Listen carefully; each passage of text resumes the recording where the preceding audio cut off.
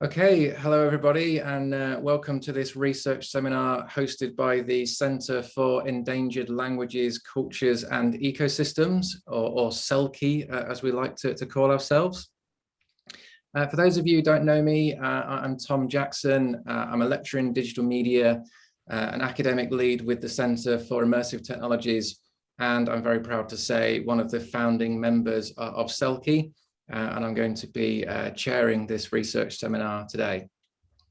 It is my pleasure to introduce Mike Edwards and Harry Code from Sound Matters, an organisation which is committed to raising awareness of the power of sound and listening. Just in terms of the format of the seminar, we're going to have a presentation of around 45 minutes. We're not going to be terribly strict with the timekeeping, but I believe that's what we're planning for. So we should have lots of time for questions. If you do have a question that you would like to ask, please post it in the chat. And then after the presentation has finished, I will then coordinate the questions and answers part of the seminar. What I hope to do is to invite people to turn their microphone on and actually ask their question. But if any of you have a weak internet connection, or if you're super shy or anything, and you would rather that I asked your question for you, you are more than welcome to ask me to do so in the chat. Just a little bit of context before I hand over to Mike and Harry. So it'd be helpful for everybody to really know how this seminar today relates to the research interests of CELCE. So we have a long-standing interest in sensory research methods.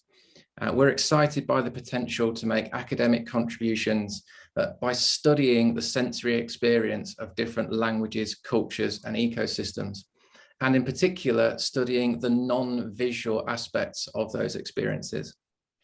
So this is a timely and important research seminar for the Centre, and I'm sure one that will also resonate with colleagues from a broad range of disciplines. So that's all from me for now. I'm now going to hand over to you, Mike and Harry. Great. Thanks, Tom. It's great to be here. I just want to check, can you hear the 3 quite noisy children outside? Can you pick those up as well as me? At the moment, it seems absolutely fine, thanks, Perfect. Mike. Maybe actually, a little murmur in the background, but nothing too bad at all. They'll be more interesting than me, that's for sure. So anyway, look, it's a huge pleasure to be here. You know, thank you, CELCE, for giving us this opportunity. And thanks, Tom, for chairing, and, you know, to John and Janet for involving us so warmly in the activities of the Centre. And I have to say, I know everyone starts off by saying, oh, thank you, thank you, thank you. You know, when often they're not feeling thank you at all. It's like, I don't want to be here. I don't want to be at your conference, la-di-da-di-da. The fact is, I do want to be here. We want to be here. Harry and I want to be here. You know, we do see this as a huge privilege to be working alongside you and the team. And, you know, echoing what you just said, Tom, we are so keen to explore different ways of engaging with the world. And this idea of there being a sort of living relationship between endangered languages, cultures, and ecosystems really resonates. And one of the reasons, especially, that it resonates is that at present, there is so much focus on sort of technological solutions to crisis. You know, this hubris around, I don't know, a net zero world or geoengineering our way out of crisis, that it feels like we're forgetting what it is to be truly connected to a lot of these issues we're facing. And that connection obviously comes through language, it comes through culture, it comes through the way we explore that intimacy that, you know, whether we like it or not, we still have with the natural, or as I prefer to call it, the more than human world. You know, so I feel without this connection, without this realization, we're kind of screwed. And so that's why I'm so pleased to be involved in your work. And, the reframing, I feel that's it. It's a reframing of the crisis, trying to make sense of it, or them, crises, from different perspectives. So thank you. What I'm going to do today is firstly apologize. No, it's always a good way to start. But no, what I want to do is sort of give a general overview of where we sort of situate ourselves in broader sort of discourses of environmentalism, and specifically the Anthropocene, and then to say a few words about sort of why we may be challenging some of these discourses. Firstly, as I say, a little bit of an apology, because what we like to do is generally give an immersive sonic experience. Before COVID, we were called Sound Matters, and since COVID, it's pretty much sound doesn't matter, because we can't actually explore it in the way we want to. So it's been absolutely fascinating how COVID has in some ways silenced us in terms of being able to get out there and give these sonic experiences. But then in other ways, by changing, our sonic environments, COVID has also allowed us to explore different ways of communicating. And one of those ways has been a sort of a podcasty type of idea we've come up with called sound bites, which has been our way of kind of trying to still say something in this sort of strangely quiescent world. So we're having to rethink how we work. And that's, as I say, quite difficult, because what we do is experiential.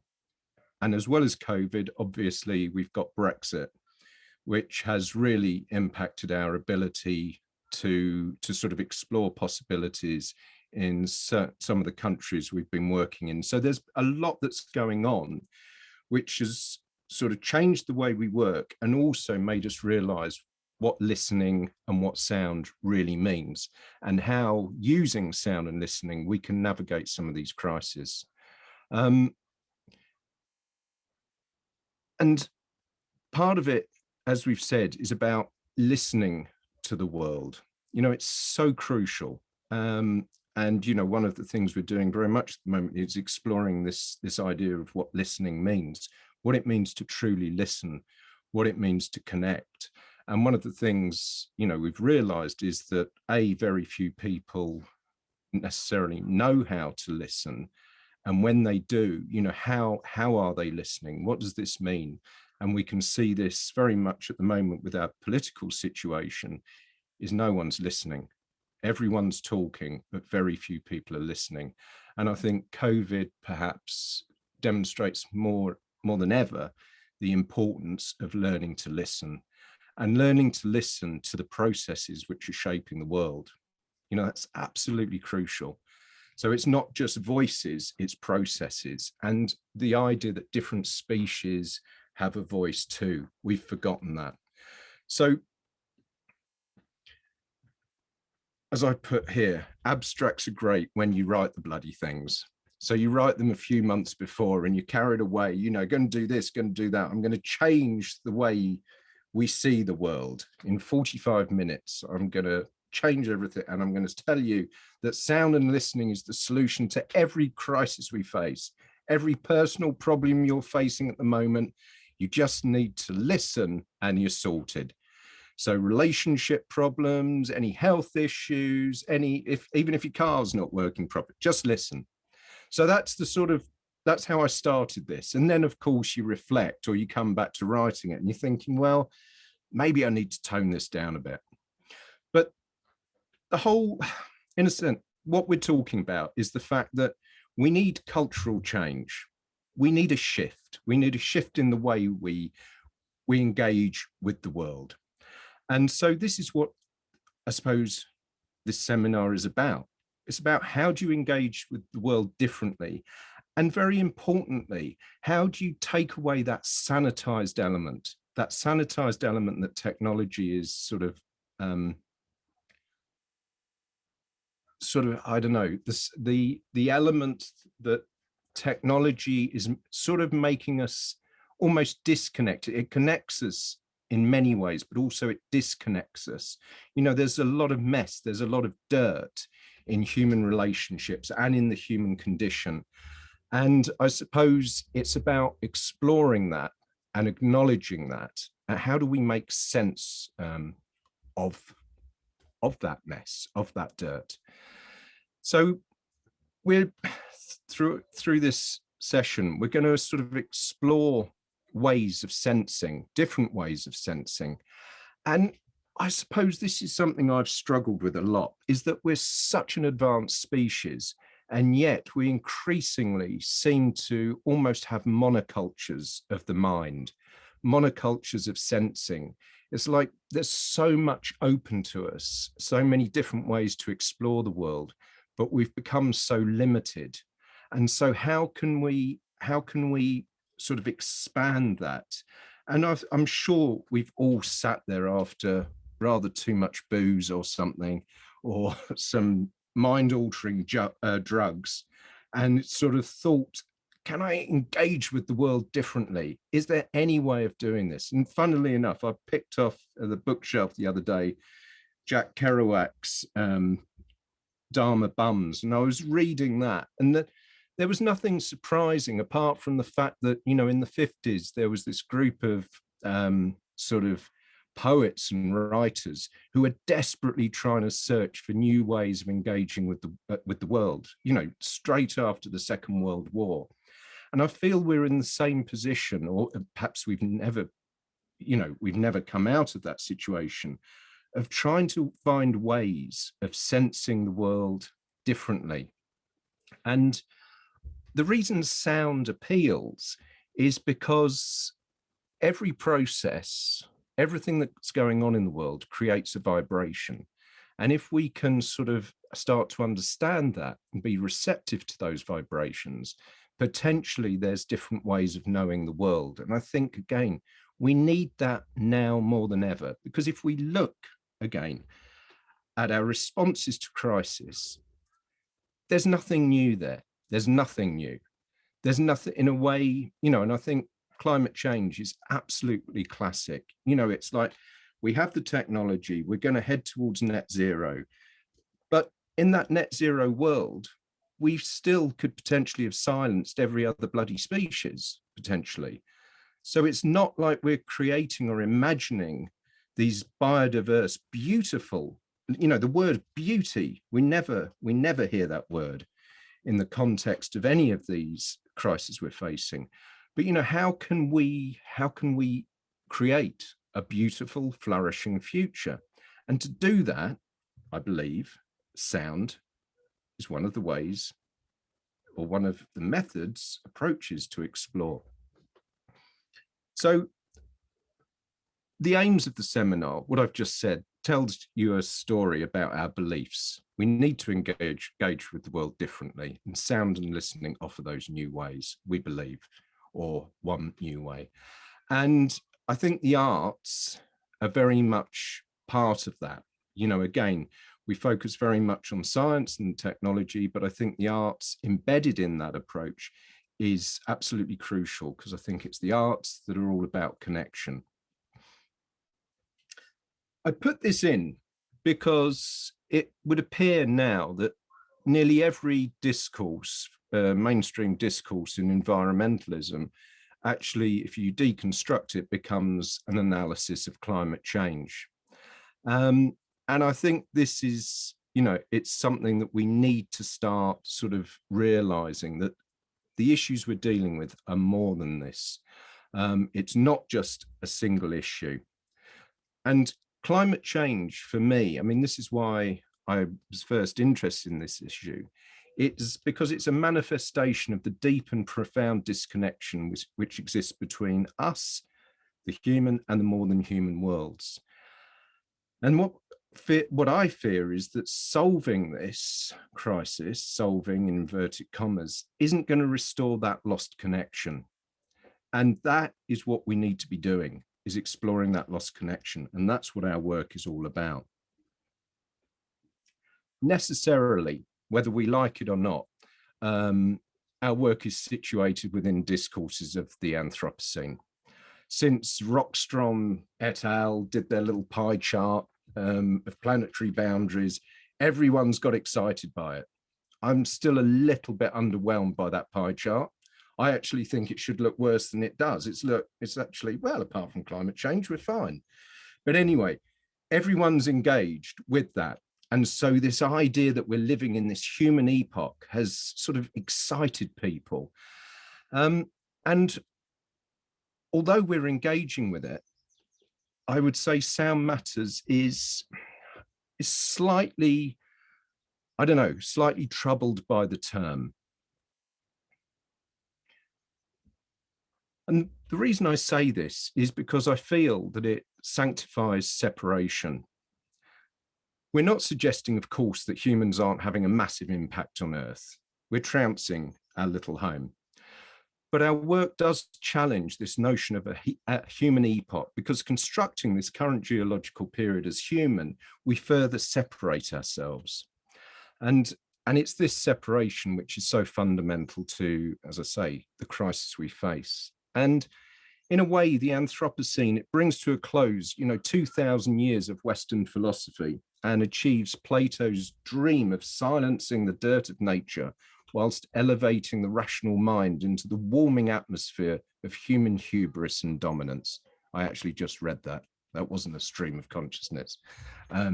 So it's that idea that, yeah, we want to address the problem, but the way we're going to address it is by becoming even more human-centric. So, as an example, I went for a walk this morning. Clears my mind. And actually it doesn't, because on one side I was walking through this beautiful countryside, and then what I was walking over was this debris which was left from the past weekend's sort of celebrations. And again, it just hit me. I mean, it hits me every day. I'm a miserable little sod, but it hits me every day. But this profound separation, it's like we go to these beautiful places, and yet this is what we do. And this is just on a very local scale, but we're doing it globally. And we know this. You know it better than, but it's like this separation. It's like, what is it that is meaning that we cannot make these links? We seem incapable of making links between the environment, nature, the more than human world, and our impact on it. So our work attempts to change the dominant narrative of the Anthropocene by situating the human in a soundscape of more than human voices. And I love this idea that we're only one thing with a voice. The wind has a voice. The thunderstorms which are heading across the channel tonight are going to have a voice at about 3 a.m, which is going to be really annoying. But they have a voice, the geophony, the biophony, and it's how we situate ourselves within that which is so key. So, it's by way of introduction. Then our story. How the hell did Harry Code and Mike Edwards come together? Both come from very different backgrounds, as I'll explain, but we had a shared vision.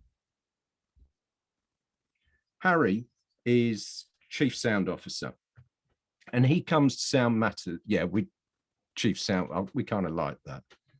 People are starting to tell us off on Twitter and that and say, oh, you bloody idiot. Anyway, we kind of liked it. CSO.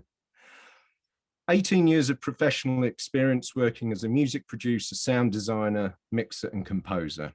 He's worked with some of the leading music artists and labels in the industry: BBC, Sony, EMI, Red Bull, Roland, Novation, Jamiroquai, Little Mix, Roy Ayers, and Disclosure. And he's also an artist in his own right and releases and performs under his own musical moniker, Soul Hack.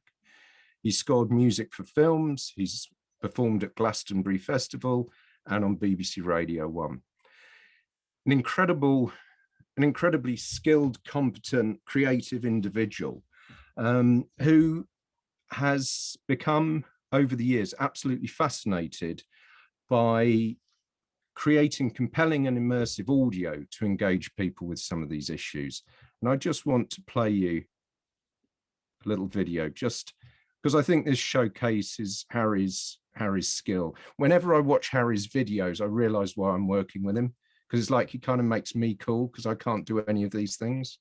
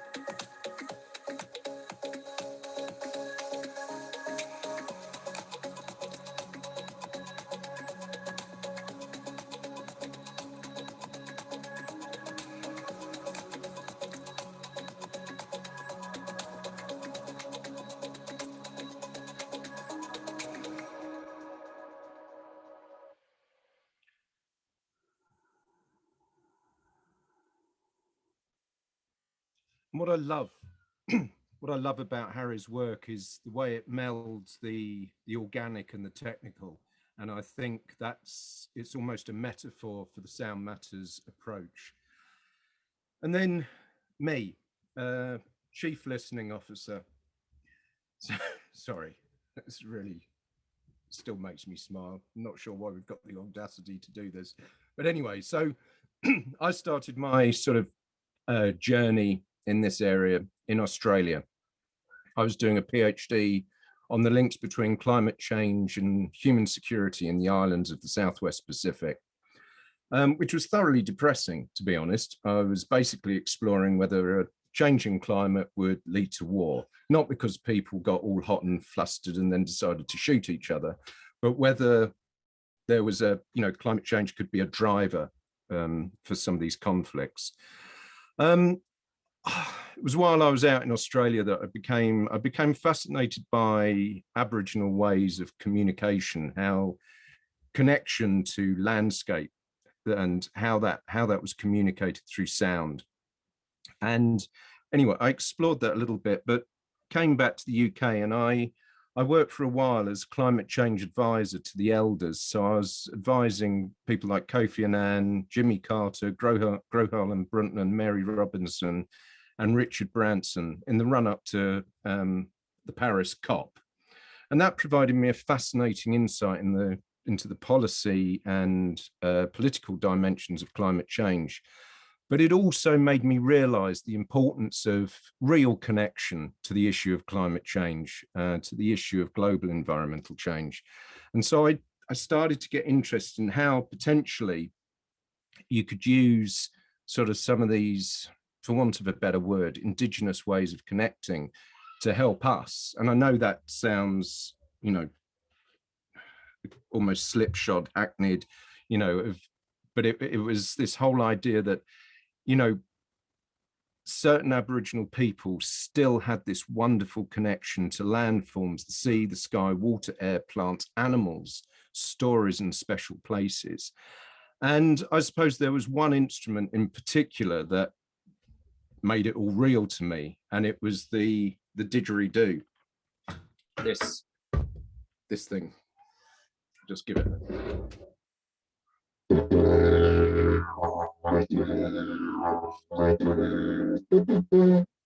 So I basically played that for many years and became a professional didgeridoo player, traveled the world, and loved it. Loved it. It seemed a very honest way of existing, but there was something that was missing, and it was this piece of, you know, of how do you use this? How do you use this to make a connection? And it was when Harry and I met, we formed a band in the UK, and it was during this time that we started to think about, okay, is there a way, not so much music, but is there a way of using sound to make people sort of aware of what was going on in the world, to create that intimacy? And I think that's so profoundly important, that word, you know, intimacy, that connection piece, which is so missing. And so we decided to form, it was basically a shared dream, to use the art of listening and sound to create sustainable and resilient futures. Now, as I said at the beginning, you know, it's a bit like the abstract. That's a very grandiose aim, but it made sense to us. It was like, okay, this could work. And to be fair to us, it has taken us 10 years to actually get to a point where we think we have some idea of what we're doing. We've spent many, many days, many evenings in pubs in London, chatting about how we make these links. And as we'll explore in the rest of the talk, I think it'll become clearer as to how we're making these links. We put together this little video, which kind of explains where we are at the moment. Our soundscape tells us so much about our environment. Each vibration conveys a message. Each sound tells a story. But are we listening?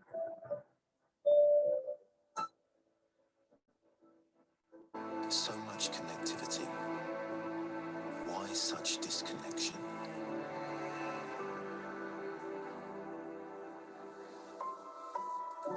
We're here to help you connect to what matters by using your ears.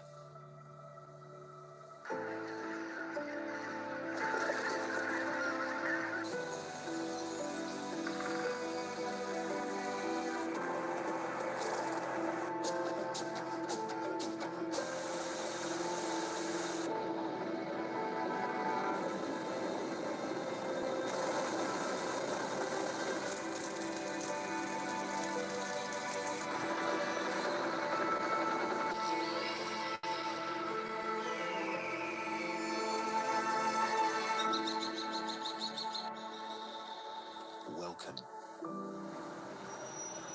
to a new way of listening to the world.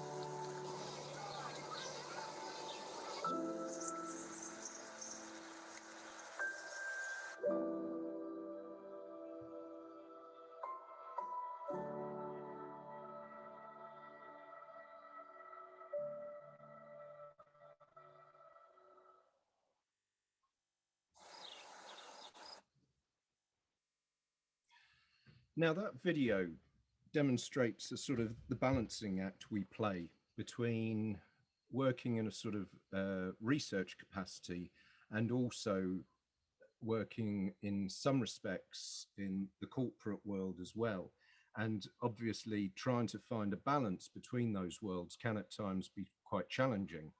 And it's something, you know, we wrestle with on a daily basis of how we bring the two together. Now, I was out for another walk the other day, and I came across this. I live near a little railway called the Bluebell Railway, which has lovely steam trains passing every now and again. And this sign really sort of shook me. And I was thinking about it. So stop, look and listen. And I was thinking how different the world would be if it literally just said, stop, listen and look. In a sense, that would change so much, at least in the last few thousand years of sort of cultural history of how we engage with the world. And just for a moment, it was just like quite profound of how we, in modern times especially, we've come to live in a very visual culture. And a few stats. Professor of Media and Culture and Communications at New York University, Nicholas Mirzoeff, just outlined or gave a few facts on the visual nature of our being. And he states that 100 hours of YouTube video uploaded every minute, 6 billion hours of video watched every month on the site. Every 2 minutes, Americans alone take more photographs than were made in the entire 19th century. In 2012, we were taking 380 billion photographs a year. 1 trillion photos were taken in 2014. One can only imagine what the stats are now.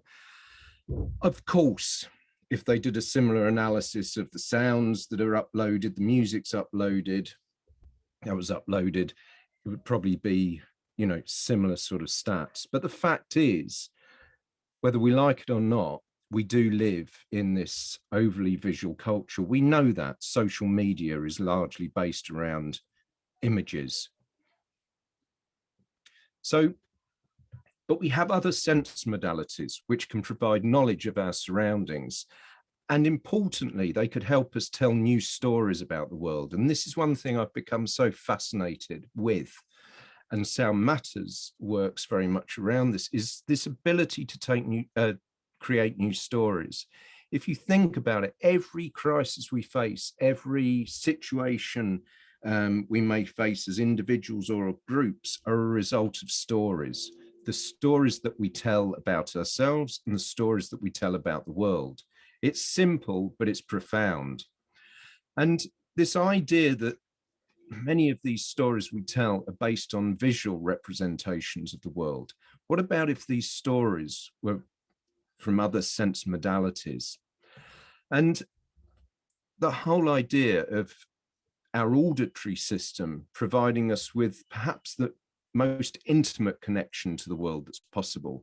Because if you think sound, my voice is creating vibrations which are hitting your eardrum and are causing sort of impulses, electrical impulses to be sent to your brain, where you decide whether what you're hearing is worth listening to or whether you'll do something else. So all the time, as we hear sounds, we're being touched, we're being caressed, we're being beaten. And that is so important to realize that if you are trying to create an impact, sound potentially more than any other sort of medium is the way to have that impact. And as I say, every process shaping the world creates a vibration that can create a sound that we can hear. Even if we can't hear it, it still creates a vibration. Think about some of the crises we face. If you think about climate change, it creates soundscapes and sound marks, but generally we get visual representations of climate change. We see dead polar bears, we see melting ice caps, we see aeroplanes in the sky as, you know, the cause of the problem and the impacts. Very rarely are we given the sounds of these crises. Same with biodiversity loss. create soundscapes and sound marks. Same with urbanization, soil loss, pandemics. The pandemic has made people suddenly appreciate their sonic environments. It was quite amusing when during first lockdown, I went out for a walk and I met these people, and it's always a bit worrying when you see a person carrying a sound recorder in the earphones. There's something quite worrying, daunting about someone wandering around a village with a big furry microphone and a headset. Anyway, I spoke to these people and they were like, oh, you know, what are you doing? And I said, oh, I'm just recording some of the soundscapes, COVID soundscapes. And they said, oh, have you noticed the birds? There are so many more birds around. And I was like, there aren't more birds around. You can just hear the little buggers. It's not like the birds have been on some breeding frenzy. It's because you can hear them. And there's so many people have mentioned birdsong as this real lasting impact of a quieter world. And I think that in itself is that people, when the human, the anthrophony is silenced or muted, you start to hear other species, other sources of sonic energy. And if we can understand these soundscapes and sound marks, it offers us a new way of knowing the world. And importantly, imagine if we could sound design the world according to perhaps principles of sustainability and resilience. You know, what would it what would it sound like? I fell into my own trap there. So it's as I say, it's very difficult to express, but that whole idea of designing landscapes, designing our futures around what they might sound like rather than what they might look like. All the time we're asked to imagine our futures in visual terms. What might they sound like? And this is one thing we've been working a lot over the last 5 years. We've been working on this idea of soundscape restoration. And this came about as a result of, there's a big landscape restoration project going on in the south of Spain, and it's supported by an organization called Commonland and Alvalal. And they're doing amazing work on restoring these landscapes which have been decimated by industrial farming. And we were invited in by Astrid Vargas, who was working with Commonland, and she was fascinated by what we might be able to do around restoring landscapes with sound. So the project, I'd just like to mention, it is supported, very generously supported by a Swiss foundation called the Leopold Bachmann Foundation, and also Inspiration for Action, Alvalal and Commonland. And then we've worked with other universities and people. But the interesting thing is that whilst the landscape looks quite pleasant, it is largely silent. And so we're there to explore issues around sustainability and resilience, but through soundscape analysis. So to actually listen to the land. I mean, one of the lovely things about being in sound is that you can go to some wonderful places, and when people say, well, what are you actually doing? You're just listening, just sitting there, just listening. And it's pretty good research, actually, because it's all about inactivity rather than activity, because you've just got to sit quietly. So we sat, we listened, and we started to explore the ideas of some of the dynamics, the sound dynamics of these environments. Sorry. And we came up with tools. I used to work in the NGO sector, and the NGO sector loves tools. You've got to have a toolkit for everything. It's like, it's de rigueur. You know, you're doing a project, it's like you make a toolkit. So I sort of fell into that trap. But we came up with 3 tools: systems-based listening, sound systems resilience framework, and what we've called the E-Composer. And just for the next, so we finish on time, I just want to explore these, as I think it gives you an insight into the way we're thinking. So systems-based listening, there's there are many different approaches to listening, and they all come down to one fundamental thing: listen. I know it sounds stupid, but it's like it's quite amazing what people have managed to write about listening. And it's like you come down, it's like the summary at the end is like, just listen. But having said that, obviously there are different ways, and we've explored two particular ways, one called deep listening, which originated from the work of American musician Pauline Oliveros, who came up with this concept of deep listening, which is all about connection. It's a sort of meditation on sound, but crucially, it's about connecting to the environment. And then one other approach, which is called Dadari, which is an Australian Aboriginal approach to listening, which was sort of, well, it's been around for many thousands of years, but it's sort of being popularized and shared by Dr. Miriam Rose Ungenmer Bowman, who's a senior elder and writer. And both of these approaches are deep, respectful ways of listening that connect the listener to the stories that are being told by people, places, and processes. So again, this idea of connection and around intimacy. And we've taken sort of those approaches and adapted them, because I think, you know, a lot of the process, these listening processes are very much about putting the human at the center of the listening process. We're actually trying to put the more than human world at the center and learning how to relate that to that through the listening process.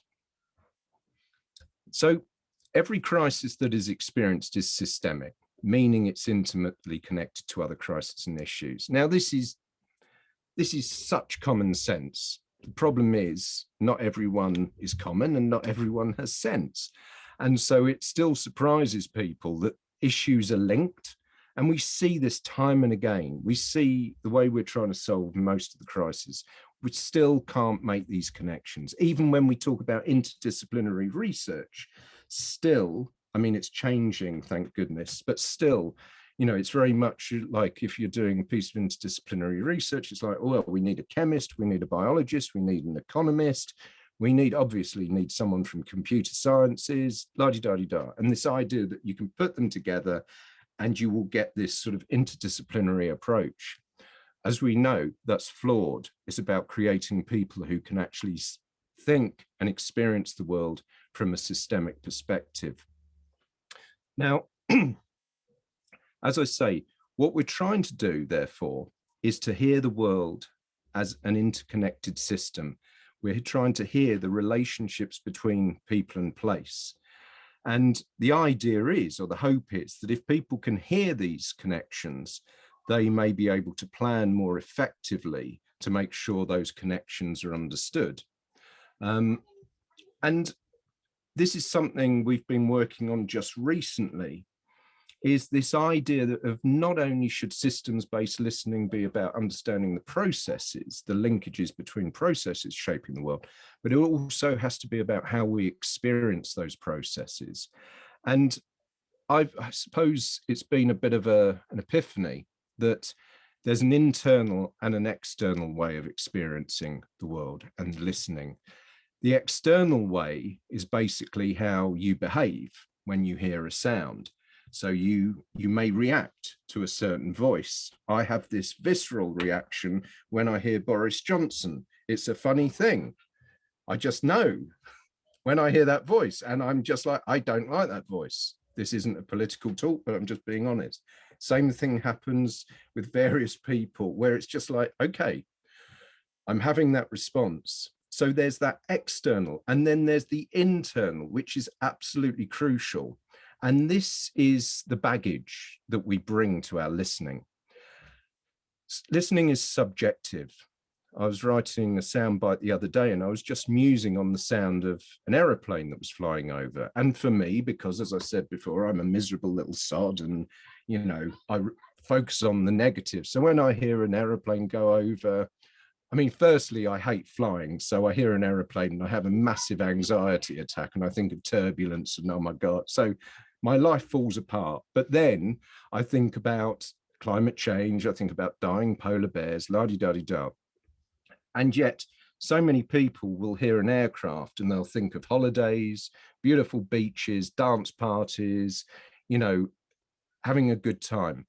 Now, that's the sound that one hears is exactly the same, but our values and beliefs mean we react to them differently. So how can we start to hear in a way and listen in a way where we can almost silence that baggage and hear the message, the story in the actual sound? And that is profoundly difficult. That moves us into a sort of spiritual, meditative sort of context.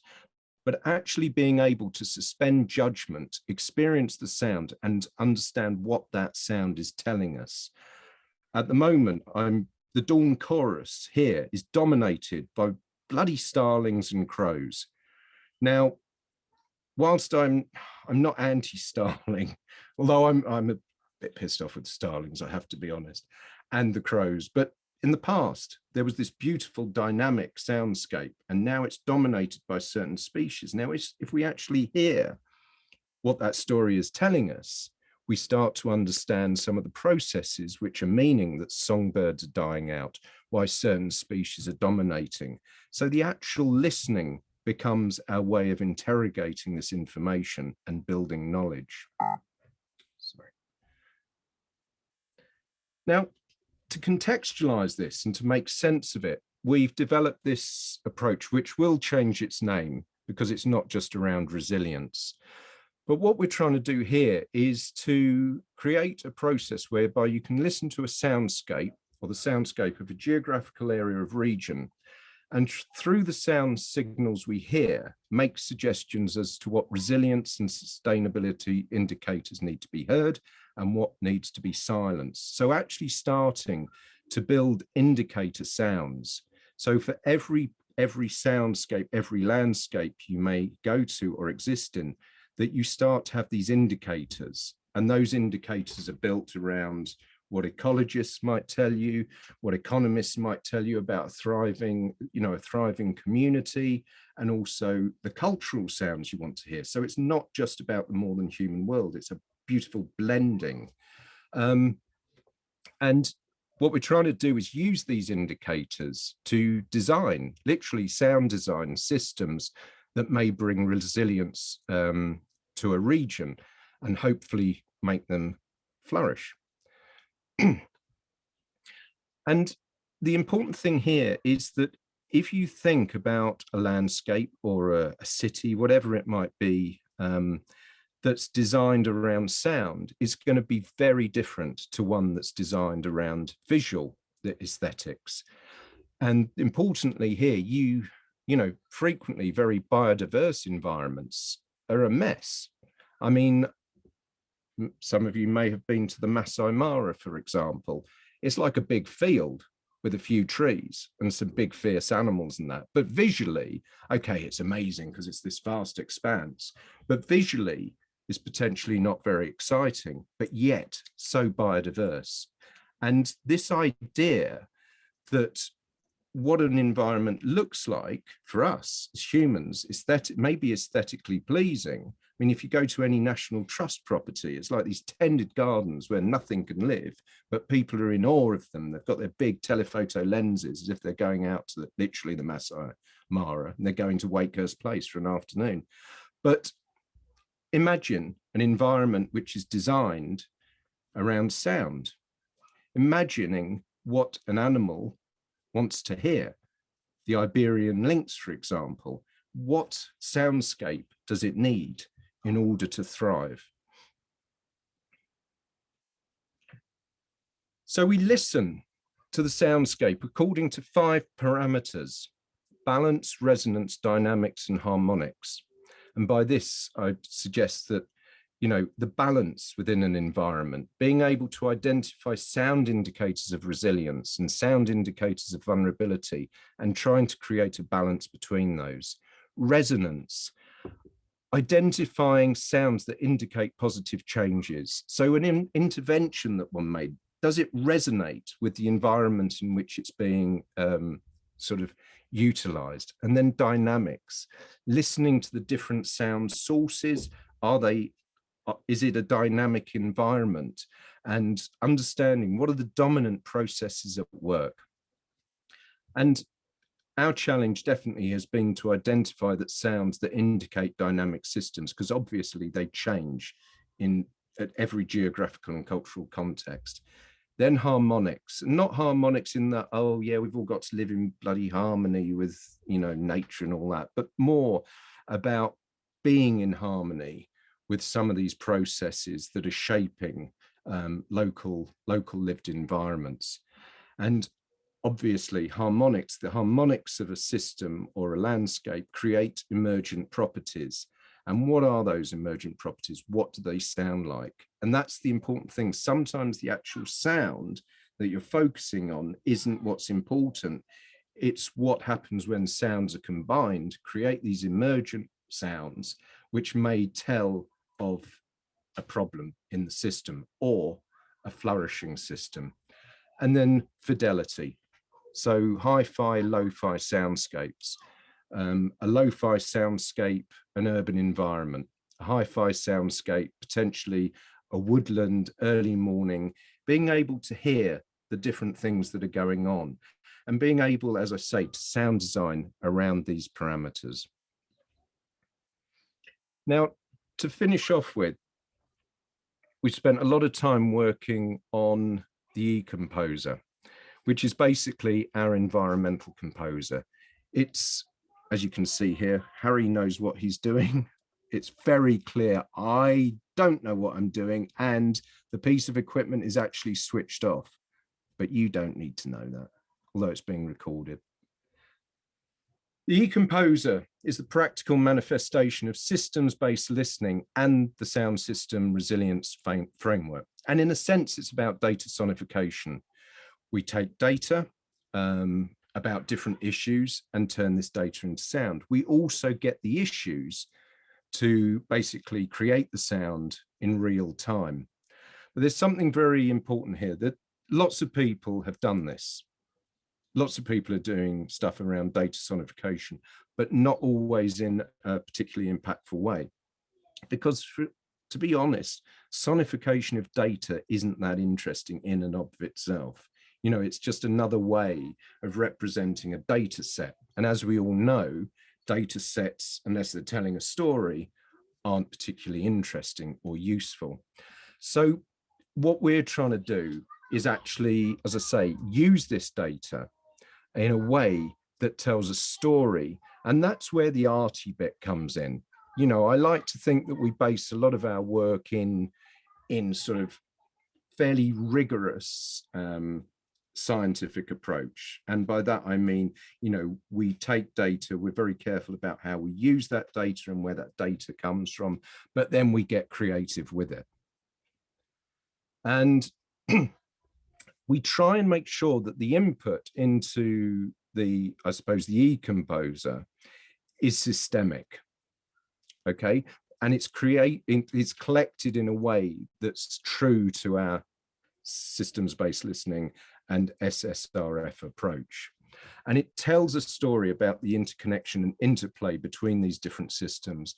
I suppose we're more interested in, rather than representing individual data sets around a process, we want to show how those processes are linked. Importantly, although I said we like to take a scientific approach, we are not scientists. So we're not really bothered about weird notions of objectivity, okay? We're not saying that our approach is objective in any way. We want change, so we'll use data in a way that hopefully precipitates that change. And if that requires a bit of creative license, well, so be it. And we believe that the E-Composer actually could be used in a way that really galvanizes action around certain issues, because it's a tool for engagement. It makes some of these data sets come to life. I won't play you this at the moment, but there's a link here, which, should we have time in the discussion, I can play this, but I don't want to take you over the hour. What we've done here is we've taken data from soil, and this is soil in the region we're working in, Spain. And what we've tried to do is take people on a journey from degraded soil to healthy soil, and showing the change over time around 4 key components. But importantly, what we've tried to do is to put that into a cultural context. So in the background, you will hear some of the sounds of local musicians, local markets, and that to show that basically life depends on soil. So that's a perfect example of how we're trying to use this data, but to contextualize it in a way that has real impact. And obviously for some people, it will be seen as not particularly scientific approach. But again, the beauty of this sort of project is that you work with scientists who are doing the rigorous research, and then this is part of the impact piece, which is increasingly so crucial. And so we're trying to use this to create a sonic picture. Okay, just by way of finishing, our work is all based around this belief that sound and listening have the capacity to precipitate cultural change. This is actually taken in a brewery in South London. As you can see, I look as if I've drunk too much and I haven't even started the job. But again, showing that we work in these different environments, and it's about showing processes, how things work, how things are linked. This whole idea, I suppose, as I said at the beginning, came out of my concern around the fact that everything seemed to be geared around this sort of threat of climate change. And I suppose, in a way, I just want to end with some reflections on that, because I think it contextualizes our work. Now, it's our belief that, sound and listening provide new ways of sort of reacting to some of these threats. And it very much around, as I say, the way we've constructed the issue of climate change. At the moment, as with so many threats we're facing, we're constructing them as enemy. Even academics are falling into the sort of this slipshod approach. And we feel that what we need to be doing is not talk about sort of killing, maiming, whatever, these threats. It's more about building an aesthetic connection with them. And this is just an example, latest book by Michael Mann, The Fight to Take Back Our Planet, The New Climate War. Now, what does this tell you? It tells of a profound separation between us and between the planet. We want to bring, as I say, the human back into, the more than human world back into this discourse, make it the center stage. We want to create an aesthetic around these issues because it's our profound belief that by creating an aesthetic, you'll create a connection. And unless we have that connection, we're not going to be able to sort of develop new approaches to these issues, which is absolutely key. There's one, take a look at this graph. Now, I look at that graph and it doesn't really do much for me. Like, I'm not going to look at that and think, right, that's it. I'm changing my behavior. I'm canceling that holiday. I'm not getting on a plane again. I'm buying a Tesla. I'm changing everything I do. I'm not eating meat. Look at it. Look at that graph. Look at the way it's rising. Bloody hell. It does nothing. But what if we can actually take some of this data? What if we can take what this represents and stir hearts and minds? And this is paramount now.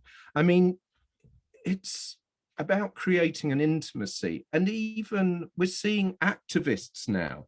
We're seeing Extinction Rebellion people saying, we come armed only with peer-reviewed science. It's like, what are you doing?